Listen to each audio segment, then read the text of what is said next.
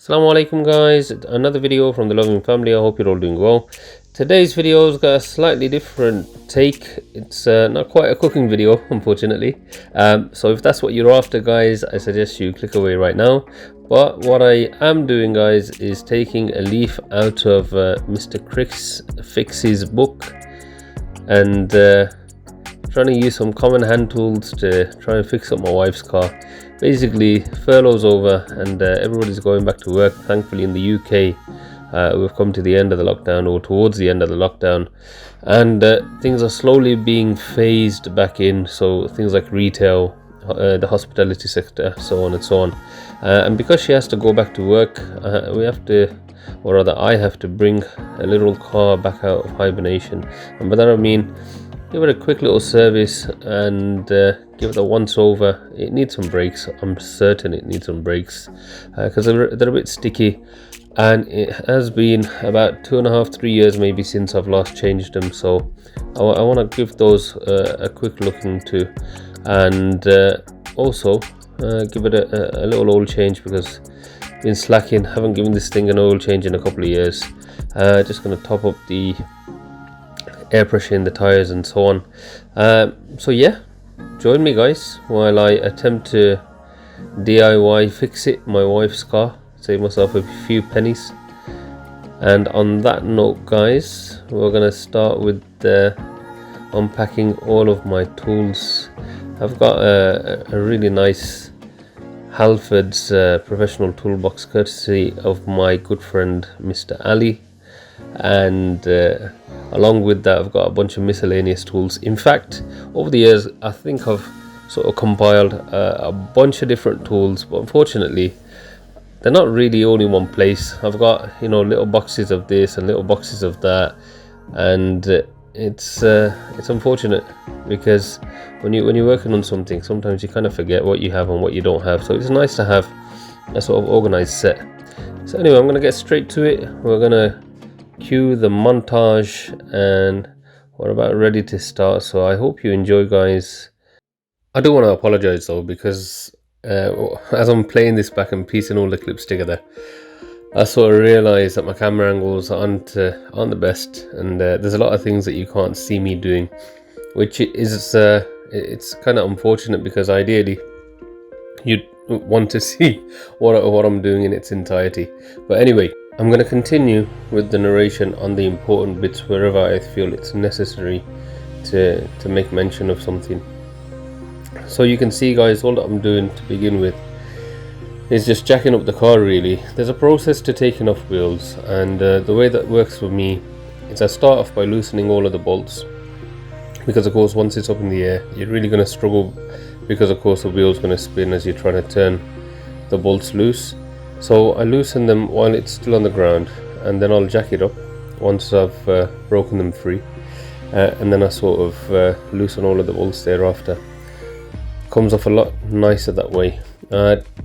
Also, when you're working on a car guys, don't ever forget, safety is your #1 priority. I always have a jack stand at the ready, especially with these hydraulic sort of trolley jacks.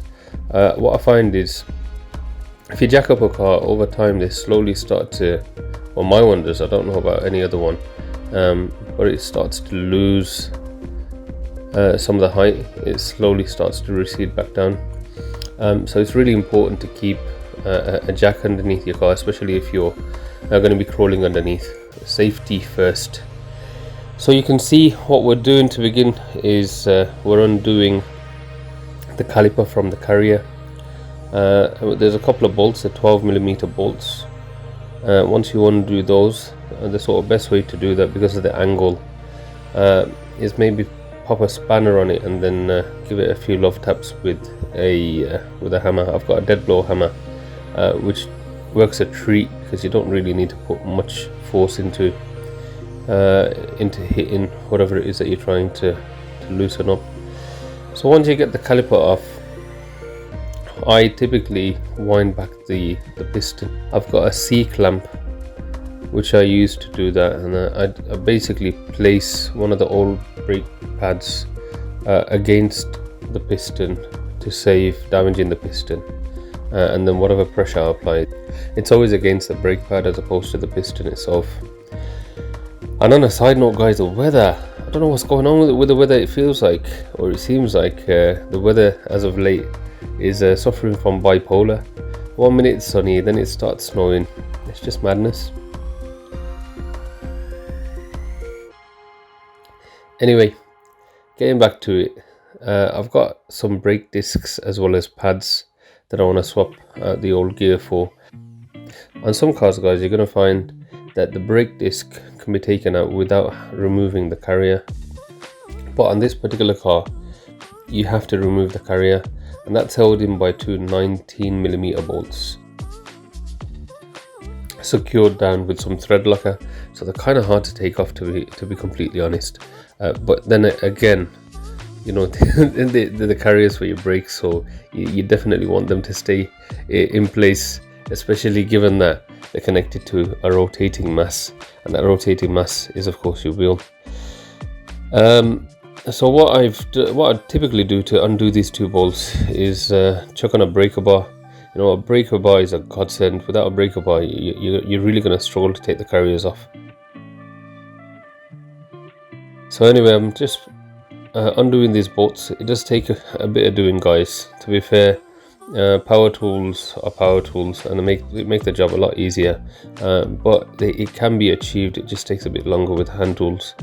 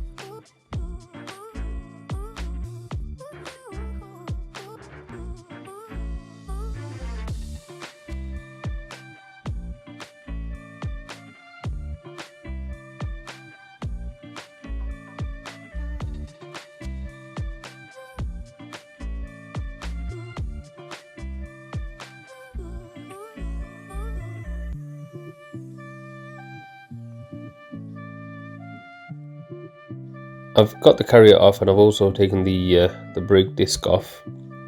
The surface that the brake disc is going to mate to, so the hub, you want to clean this down. So I use a wire brush just to clean off some of the rust, and I am going to apply some copper grease to this afterwards. But for the time being guys, I've just checked out the carrier, and the carrier contains the actual slide pins. And here's a useful tip.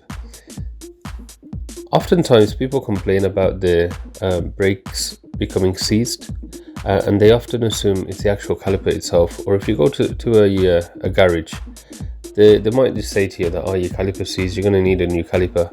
A lot of times guys, they're talking a load of porkies, and they're just trying to make money out of you.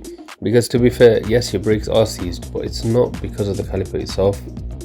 It can become something that happens over time if you leave it long enough, but typically speaking, what seizes up before the caliper itself is the slide pins.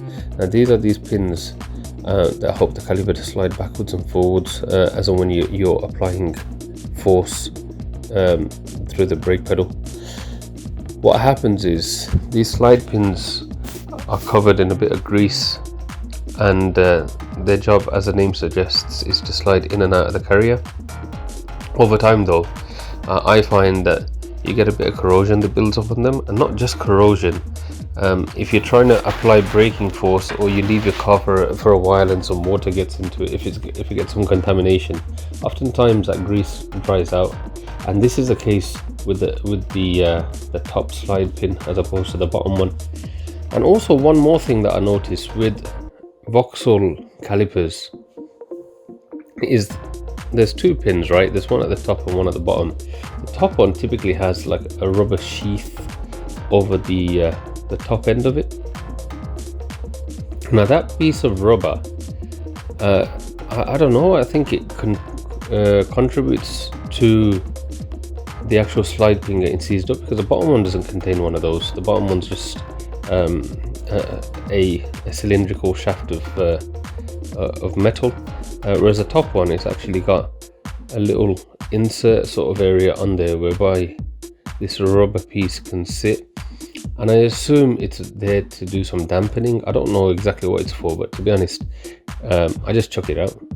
I could be doing more wrong than right, but to be fair, on my own car, when I've done this, it means that the brakes don't seize up and they work just as efficiently as they always do without this piece being inserted. So I don't know what it's there for, to be honest, but yeah, you're going to see in a few short seconds that I've actually removed them. I think I'll do a better job of showcasing this with the carrier for the other side, but yeah, I'm just putting things back together. And rookie mistake, guys, whilst putting this together, I've actually flopped. I've forgotten that you got to put the brake disc on before you put the carrier on, so I'm gonna have to undo all of this, but I don't show this. I forget to film it in all fairness, but yeah, you can see me applying a bit of copper grease to the hub surface where the brake disc is going to mate with. And really that just helps you the next time. It's kind of like preventative maintenance, or even just making life a bit easier for you the next time when you go in there to take it apart. Because over time, guys, you know, what with the elements and so on, you find that metal surfaces start to sort of bond together, sort of seize together. Again, with the weather, it's just madness. We had sun, and then it started snowing, then it's hailing, doing all sorts. I don't know what's wrong with it, but that's British weather for you in a nutshell. Anyway, you can see me, I'm just taking this apart. I decided to switch off the camera in all fairness, but yeah, I've put it all back together, this time the right way around. I took off the carrier, I put the brake disc on, and then the hub assembly, or rather the carrier for the caliper. Very interestingly, there's a couple of bolts, and a little FYI, there's two bolts that secure the brake disc to the hub. And what I find is, guys, on a lot of cars, that these tiny little bolts, they're normally got a Torx a fitting, right? Which means that, you know, you undo it with a Torx ratchet or Torx bit. Now, over time, guys, these typically corrode, and you know, me and my nephew were trying to repair, or rather replace, the brakes on his Audi S3, and we ran into all sorts of trouble, and it came to a point where we had to drill out that bolt just to be able to get the old brake disc off. But in this case, guys, thankfully, you know, it came off like butter. I can't say the same thing for the opposing side, but yeah, this side came off really nicely. And you know, that copper grease that I've applied to the mating surface, that's really going to help with the bolt coming loose the next time you want to take it off. You don't need to give it any kind of torque. I just tighten it down until it feels, you know, in there, if that makes sense. Anyway, we're putting things back together. You can see that I'm just applying the two bolts to the top and the bottom of the caliper to secure the caliper to the carrier. These are 12mm bolts, guys, and sometimes you do have to give things a bit of a jiggle just to get these bolts to sort of seat in the correct position. I've got these nice ratcheting spanners, again courtesy of my brother Ali, and you know, in fact, I think he bought a new set, and he very kindly donated his old set to me. Yeah, I got this nice set of ratcheting spanners, and you know, they're a godsend, honestly, especially in a situation like this where, you know, you're sort of working at an odd angle. It makes it a lot easier to tighten down bolts. Anyway, I've got everything secured, and I know I'm going to have the torque police on my case because I haven't torqued anything down. To be honest, I really should, but I don't have a torque wrench, number one, and you know, I've changed brakes that many times in my life. I think I've got a general sort of idea of how tight things need to be, you know, fingers crossed. And of course, I did use some thread locker on the necessary bolts, so I'm not too concerned, if I'm entirely honest. Anyway, I'm just putting this wheel back on, and you know, as I mentioned earlier on, guys, with the whole scenario with the jack, you're gonna see that I'm jacking up the car just a little bit, because whilst I've been working on it, the jack has in fact dropped with the weight of the car. So I've had to jack it up just a bit more, just so that I can get this wheel into position on the hub, so I can tighten these bolts down. Pretty simple stuff, guys. With the opposing side, again, it's just rinse and repeat. And I think I'm gonna go quiet for a few short minutes whilst that whole process goes on, because you know it's pretty much the same thing over again. So enjoy.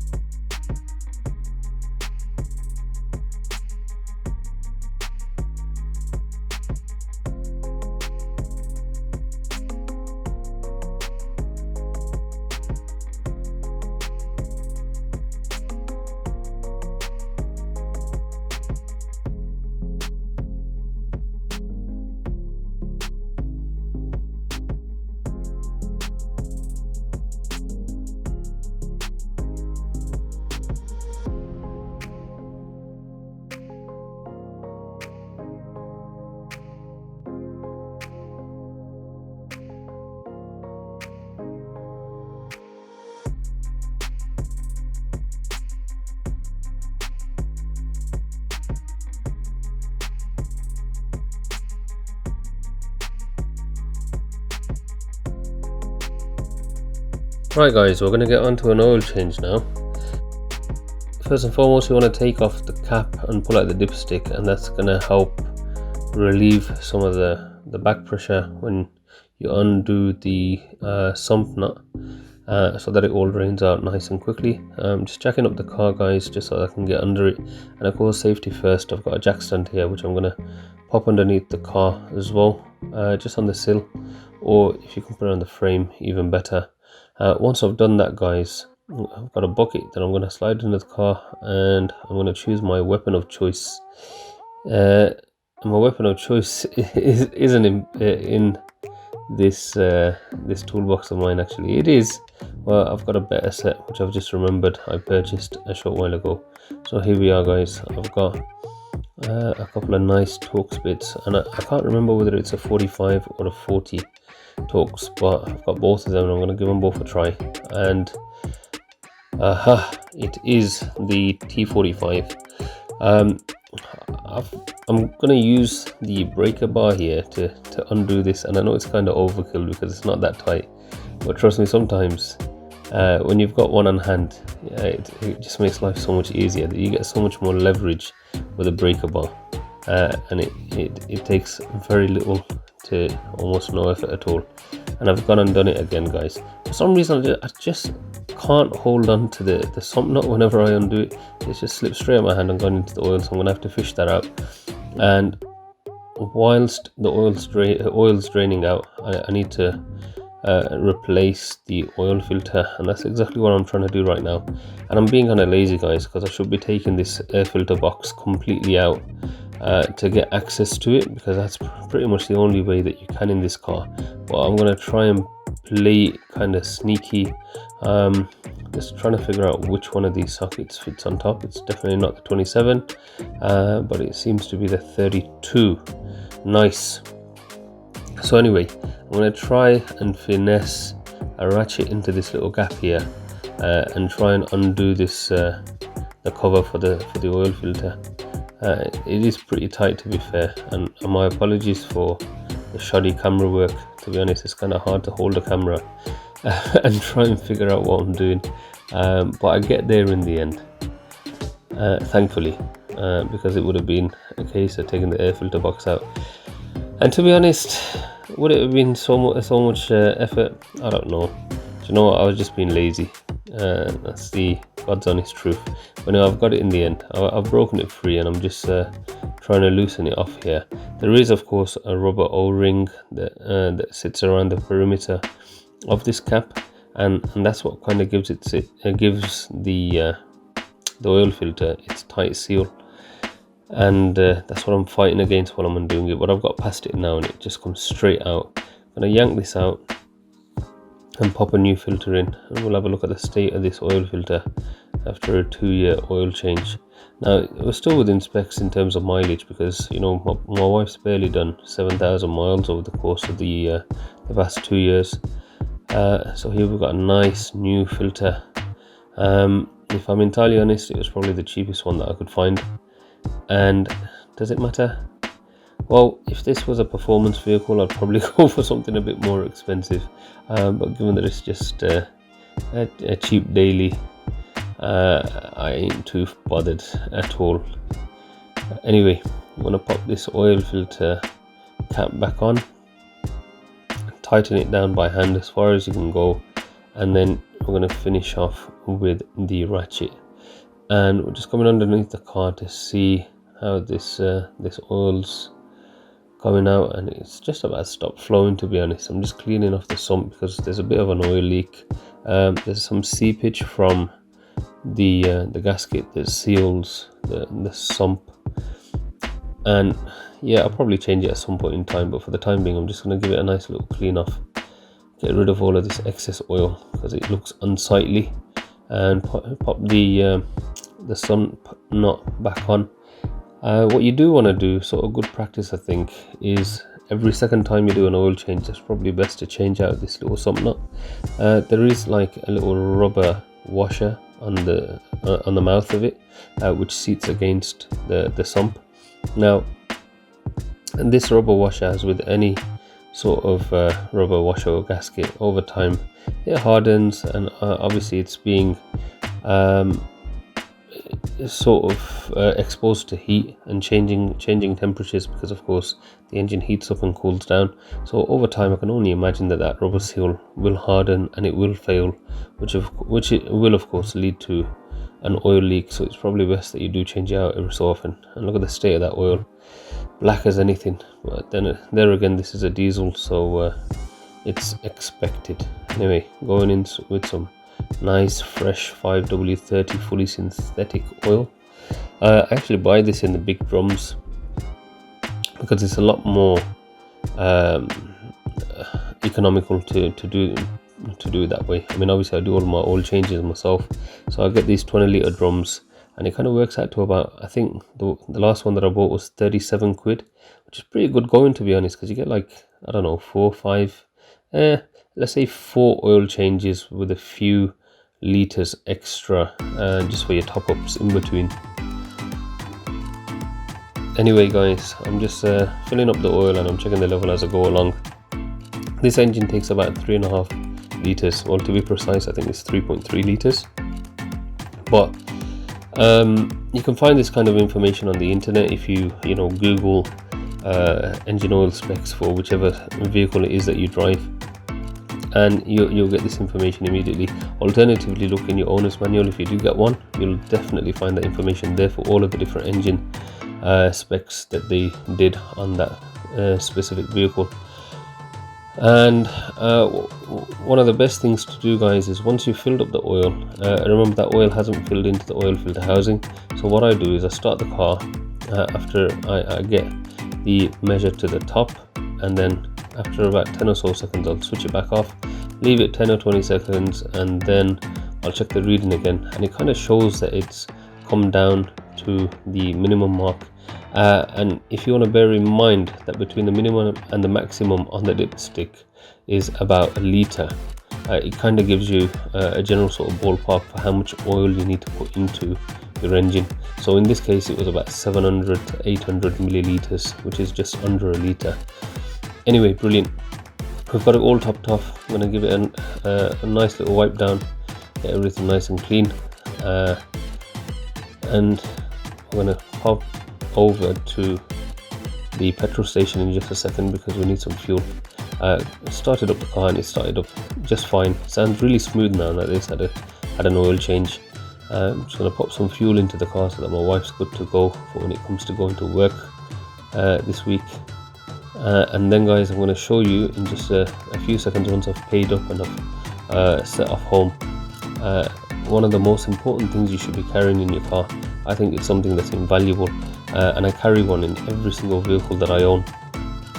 So you're going to see in just a second as we head home, I'm going to fill up the tires with some air. So here we have an AA tire inflator. This is like a mini tire pump, and I got this off eBay for about, I think it was 11 quid.